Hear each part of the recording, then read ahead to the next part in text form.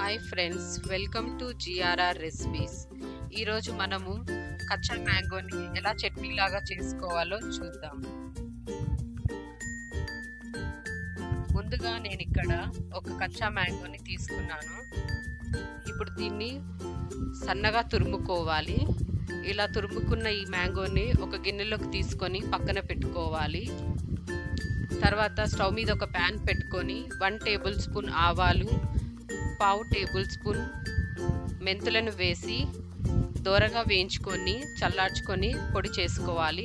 తర్వాత తాలింపుకు ఒక గిన్నె పెట్టుకొని 3 to 4 టేబుల్ స్పూన్స్ ఆయిల్ పోసుకొని 1/2 టేబుల్ స్పూన్ ఆవాలు, 1/2 టేబుల్ స్పూన్ జీలకర్ర వేసి చిటపటలాడనివ్వాలి. తర్వాత 1/2 టేబుల్ స్పూన్ ఇంగువ వేయాలి.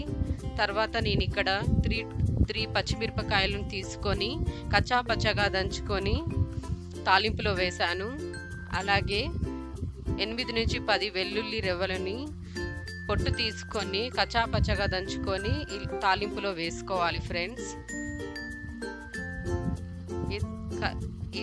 ఈ వెల్లుల్లి కొంచెం పచ్చి వాసన పోయే వరకు వేయించుకున్న తర్వాత 2 కరివేపాకు రెమ్మలని తాలింపులో వేసి కలుపుకోవాలి. అలాగే నేను ఇక్కడ 3 ఎండుమిరపకాయలను ముక్కలుగా తుంచుకొని తాలింపులో వేశాను. అంతే ఫ్రెండ్స్, ఈ తాలింపుని పక్కన పెట్టుకొని చల్లార్చుకోవాలి. ఇప్పుడు మనం తురుముకున్న ఈ మామిడికాయ మిశ్రమంలో 1/2 టీ స్పూన్ పసుపు, 2.5 టీ స్పూన్స్ కారం, 2 స్పూన్స్ ఉప్పు వేసుకొని బాగా కలుపుకోవాలి.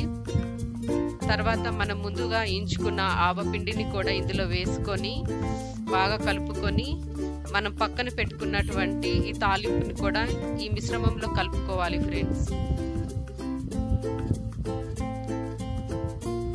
ఈ ఆయిల్ అంతా కూడా ఈ ముక్కలకి బాగా పట్టేలాగా కలుపుకొని పక్కన పెట్టుకోవాలి.